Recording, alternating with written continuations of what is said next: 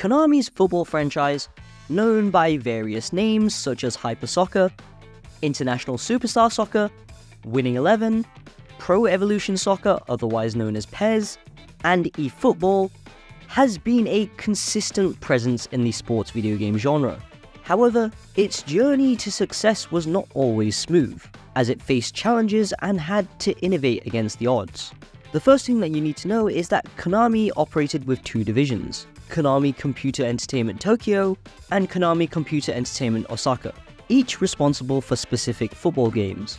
Konami Tokyo focused on simulation-themed games like PES, while Konami Osaka specialized in more arcade-style video games like International Superstar Soccer or ISS.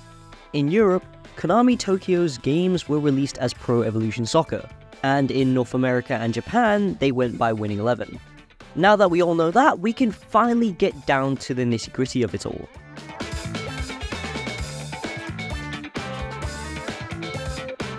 The eFootball franchise's history dates back to 1992 with Konami's Hyper Soccer for the NES.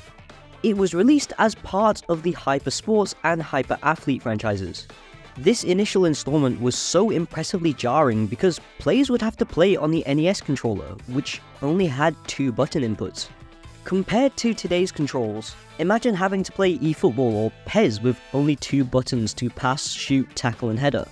Moving on, the International Superstar Soccer Series, or ISS, on the SNES, and its successor ISS Deluxe, introduced innovative features such as improvised player names, iconic challenges, and fictional versions of real-life tournaments.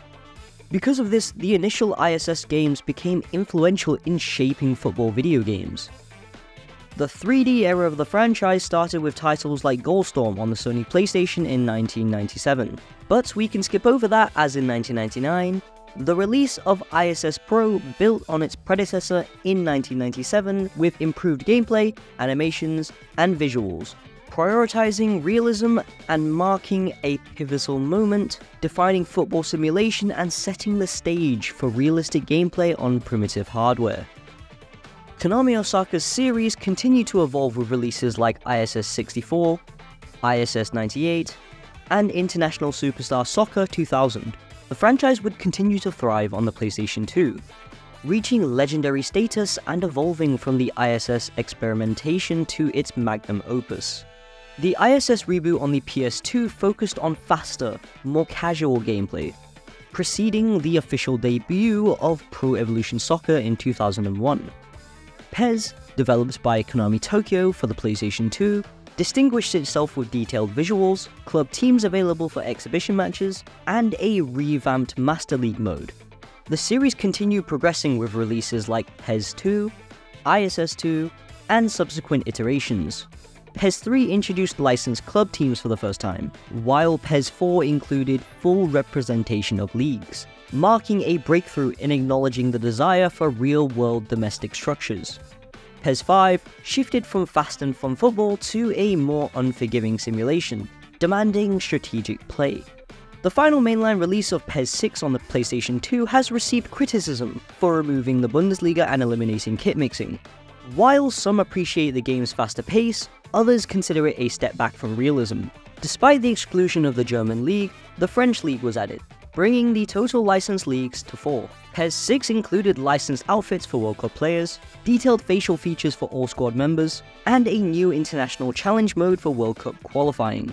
The game adds a light-hearted touch with fancy dress costumes and a random select mode for generating squads randomly.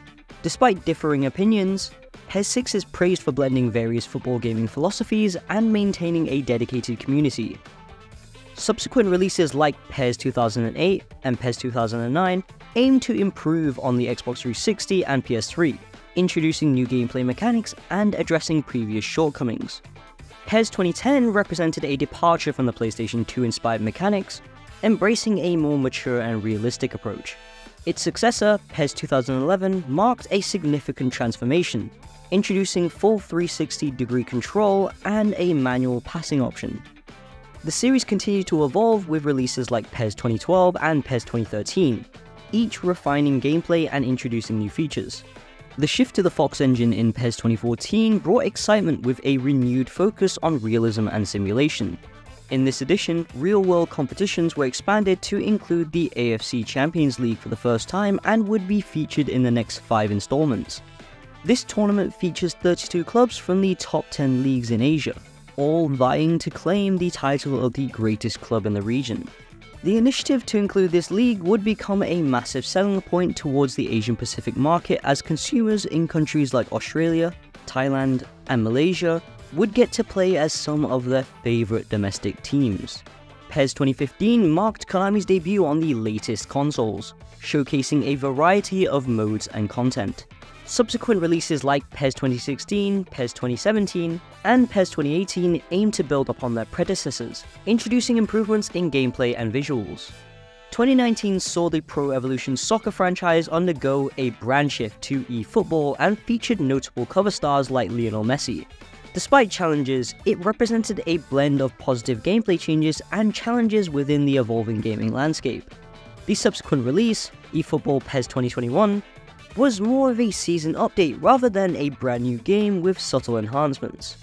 In 2022, the entire franchise rebranded to just eFootball, and continued to update year by year. The current iteration of eFootball supports a union of mobile and console gamers with its crossplay infrastructure. Here in Malaysia, Konami has pressed forward with an initiative to bring a local legend to the game, former Malaysian striker, Safi Salih. For those who aren't aware, Safi Salih is a national treasure for his performance during the 2010 AFF Suzuki Cup, where he scored 2 goals against Vietnam. Amirul Hadi, Malaysia win it back, and it's another long range effort, it's carried away, and it's slid in under the keeper! Another pair in the first leg of the final against Indonesia, and one more in the second leg. Can they pull the trigger? They do! And that's an incredible goal! What a stunner! By introducing this initiative in conjunction with the well-known Asian Champions League mode, it's evident that Konami aims to enhance its appeal to the Southeast Asian market.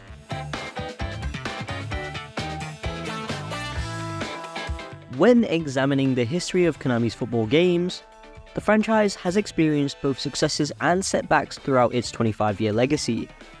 eFootball stands out, not just as a good game franchise, but as an embodiment of art and history, transcending mere entertainment and serving as irreplaceable memories of simpler times and a faithful homage to the beautiful game.